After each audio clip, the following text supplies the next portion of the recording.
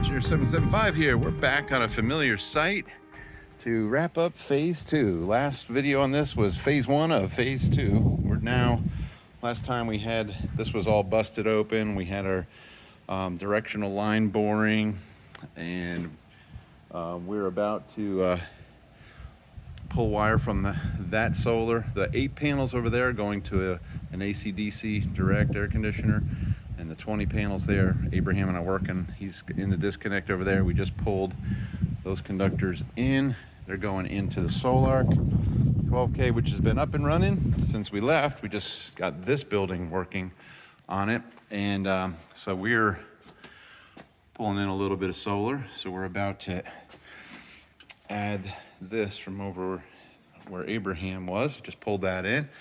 So we're gonna land that, and then we have to begin our 4 critical loads. We're running all over the place. We're gonna have critical loads panel here that can run the lights and air conditioners in this garage and other things. And then we're gonna feed that building, put in a critical load in that building. Then there's a boat dock on the other side. We're gonna run the boat lift through a interlock transfer switch. And then we're gonna run the critical loads here at the greenhouse. This is, you see this dirt patch is where the greenhouse is gonna go. And we'll have AC and DC running there. So our most difficult pull, we're gonna try mobile home feeder. It's gonna be a 350-foot pull with a lot of sweeps and 90s in it. So that's gonna be our biggest challenge for wrapping up phase 2.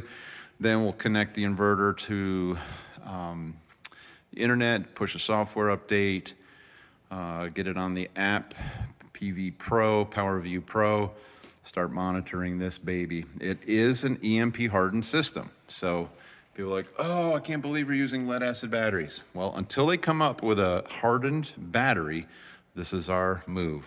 And it's a AGM telecom battery.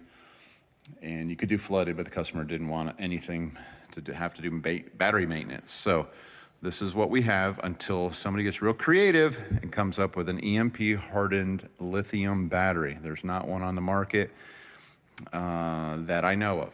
So anyway, let's get to work. We got a lot of wire pulling and landing to do. Engineer 775, we're here on day 2. We just pulled our mobile home feeder in. It's 100 amp wire in 353 feet over behind this barn to the other barn where we're making our junctions for 4 critical loads panels. And the reason we're doing this down here is we want to be able to have, there's an irrigation pump and there's a boat lift, and there's some lights and things on the boat dock down here for this customer. So if the customer is willing to, and he is, to manage the loads, he can lift his boat up out of the water, he can still irrigate, and as you can tell, the lawns are very nice around here, so they do pump a lot of that water, and they can do it on solar now. And how does he do that? Well, we're putting an interlock kit. This is a Millbank panel, and interlocks.com has the right interlock kit for the job. So they basically, just a little 5-step process for attaching this right here to the existing main power breaker. There's a screw hole right here, so you screw this in. This snaps onto the breaker, snaps right on the breaker. Can't really do it with the camera, and I don't want to do it holding the camera. And so that'll allow them to basically drop this, and then that will lock out the standby breaker.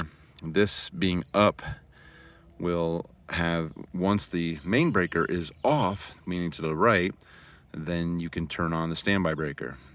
But in most cases it's in this position. So if they want power, they got to come down here, turn the breakers off, turn the main off, and lock it out, then turn the standby breaker on, and then they'll be able to pass the solar from the 12K Sol-Ark down to the boat dock. So pretty inexpensive solution, very rarely used, so I find it's a good application for it. I think it was $40 for this one. So there, now once it's on, you can see this slider. I have both breakers in the off position. So this one needs to be up in order to turn this one on. So now we're in the standby location and the main grid power is off. So reverse, just turn that off. That slide drops down. Now you can turn the main power back on. And that's it. That's probably the most inexpensive solution to do what we're doing here. And that's it. The interlock kit is tucked behind the panel and you can make your adjustments. I'm not going to turn this breaker on right now. I don't believe it's landed on the other end, but I can turn the grid back on. So power's back on to the irrigation pump and boat dock down below. So we're ready to go and test this as one of our critical loads panels here after we make our connections at the inverter and wiring trough. Okay, afternoon, day 2. The critical loads panel here is complete. The greenhouse, the future greenhouse break's running right here, and that will that feeds out to the greenhouse through that conduit. We've got a couple of PDBs. Again, these are so helpful in a couple of things. We're using it to combine the output on the Sol-Ark 12K. We're also using it to combine the grid input to the Sol-Ark 12K. Okay, so we take that PDB and we come off of a 50 amp breaker in the main panel, and then we split. And the reason we do that is because we want to bypass in the system, and this is our bypass. So at the top, the grid comes up here. So if we can just take this handle, push it up, that will bypass the inverter and allow the grid to run all the loads in the critical loads panel. And then the Sol-Ark hits the other side of the transfer switch, and the common is in the center lugs. So grid power comes from the main panel, hits the PDB, and then splits and goes to one side of the transfer switch, and then it comes into the grid input. So that allows us to use the grid to do cell back, charge batteries, and allows us to do a lot of things there. But that PDB is a great move for that. Then on the output from this, again, we're hitting this transfer switch, and then that main lug comes off of there and is feeding a couple of things. It's feeding the power distribution block. It's feeding the critical loads panel through a back foot fed breaker there. And then that PDB is loaded up. You can see the mobile home feeder coming out this side. This feeds feeds a garage. And then this other one feeds our boat dock lifter and irrigation pump. So there's a lot of stuff connected to this 12K. More stuff than this 12K could ever possibly run. Customer understands that. They're going to manage their loads. So there's, this entire building is, whoa, look at the size of that. It is running this building, air conditioning, lights, and then it's running another garage, similar size, the boat dock, the irrigation pump. Oh my goodness, we're going to try to run a 2-ton heat pump with air handler and a greenhouse. A little crazy. So this is I think it's the first one we've done with 4 critical loads coming off of one inverter. And so we're just wrapping that up. I'm doing a little bit of software updates, updating the Wi-Fi dongle to the latest firmware software on that. And we're trying to get an update pushed to the Sol-Ark now, waiting on them. Sol-Ark must be busy. And so we're, waiting on that. Johnny's building a critical loads panel over there. And then the electrician showed up. They're getting ready to build this greenhouse. So we've got power AC and DC there. Abraham's wrapping up our wire and trough out here. This is kind of the hub where we pulled everything on here. Because of the mobile home feeder, we ended up, this isn't a mistake, I did this on purpose so that we could actually push the mobile home feeder down while somebody was pulling on the other end, and that worked really good. One was 360 feet, the other was 200 feet. And this is a disconnect for the solar that's on the roof. Again, 40 panels, around 12.4 kilowatts. And so this inverter is set up to do a lot. So there's a lot happening on here. So phase 1 was the top section. Then we have 20 panels coming to this, and then we're getting ready to run these 8 panels over here to an AC DC 18C, which will go in this greenhouse here. So looking forward to that. All right, day 2. Day 3 tomorrow will be testing, making sure everything's up to date, and then kind of going over everything. There's a lot on this property. Just a tremendous amount of solar, 92 panels, I believe, or more than that. But anyhow, we're going to go over the commissioning, going to go through it with you tomorrow. And man, when these guys show up, they bring the whole crew. It's a pretty impressive pool. There's 8 panels over there that are running the pump during the day. And it is the PicoBlender, so it can blend AC power if it needs to during the day. But on days like today, it's all solar. Day 3 wrap up, testing, and this is an EMP hardened system, so we're following the procedure now to harden and put ferrite cores on certain devices. Like if they wanted to be able to open this door, we want to make sure this doesn't fry. We're going to put a core on that. We're putting cores on air conditioners out at the disconnects, cores on garage door openers over there. And so cores on everything we can get cores on. So anyway, that's kind of the EMP hardening procedure, is to put ferrite cores on appliances, an EMP hardened inverter, and a EMP hardened or inherently hardened battery. So hence the lead acid. And hopefully soon we'll have an EMP hardened lithium, but we don't yet. There are 140 solar panels on this job. I think it's over 44 kilowatts on this building and in the building behind me. And we did good tests yesterday. He irrigates about 5 acres of beautiful grass. And we were able to run his irrigation pump out of the lake. And water, he's got 40 zones, and it runs all day long. So it's a hefty electric bill just from running the irrigation pump to make this place look like it looks. So, and then they watered their gardens a ton. They're just getting going here with things are starting to pop up. So a lot of water is pumped, and now he can do it on solar during the day. So he's pretty happy that it'll run all day long on solar, and that'll take about $80 off of the bill. He didn't get the greenhouse built in time, so we did some temporary. We got power, we got solar, and that's going to be an experiment.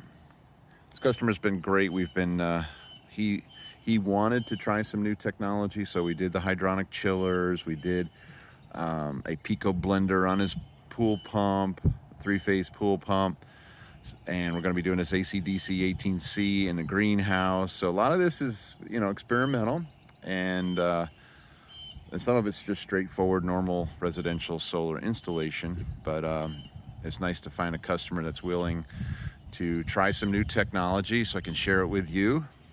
And I didn't have to buy everything. He bought all the equipment. So everything from the pool to the hydronic chillers. He's got 3 chillers, heating and cooling a 5,500 square foot home that's over there. And it's working out awesome. And so this has been a fun project. And we were concerned. We did the back here. We did those directional line boards. I don't know if you saw that video. I'll put a link into it where we saw this out, and we put all these conduits, covered them with concrete. Yes, they were shallow, and I was getting grief from people, but they are covered in concrete. And we did like a 360-foot pull there. So what I ended up doing is we ended up doing a mobile home 2246 feed, and we were able to push that mobile home feeder down, and I was pulling on the other end. That's the reason for these plugs, because we couldn't really make that turn in the wiring trough, not without scraping things up, including our hands. So that worked really well. We were a full circle of 90s 45 sweeps and up into that other panel 350 feet away.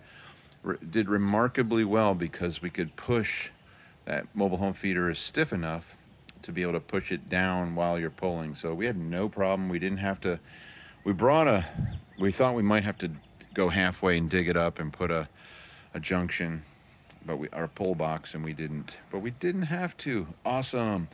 So that's it. We're just wrapping up. We got to do some testing and some commissioning and explain. You know, there's always the explaining how things work in grid up hybrid mode versus grid down, long-term grid down situations, and that's what we're going to go over today. We've done some experimental hot water moves with the Sun Bandit tank being fed directly by the diversion load controllers in the Sol-Arks, otherwise known as the smart load feature. So we're trying to balance that out to minimize the use of grid power. We don't want to use any grid power to heat water because we've got plenty of storage. So let's go check on Johnny. He's finishing up a critical loads panel in this building. And anyway, just kind of giving you a tour.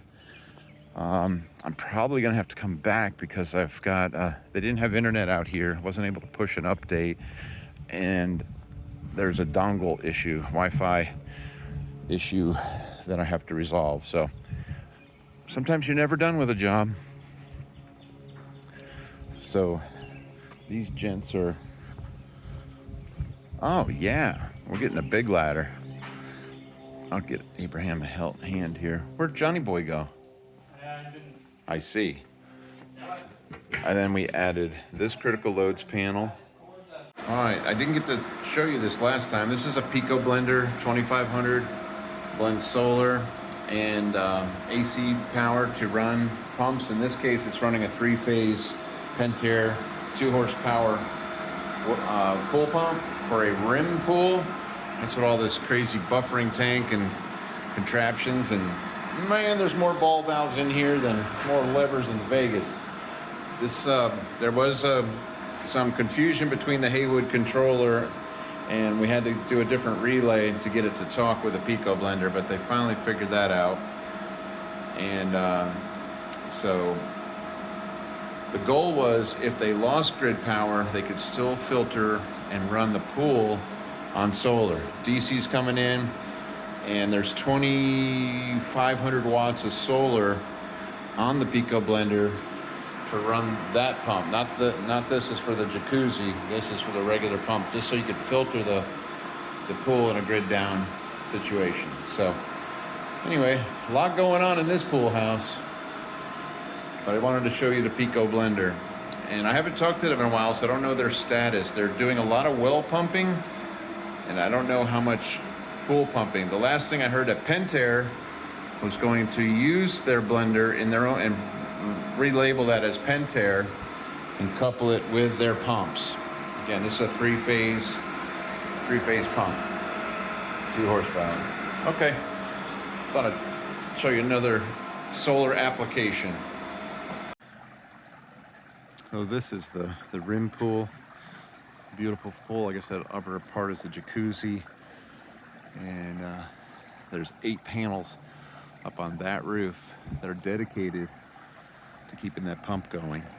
And it'll also blend with DC. When you have some pretty hard clouds like that, it'll just keep it going smoothly by blending with the solar. But when there's enough solar, it'll run on solar only.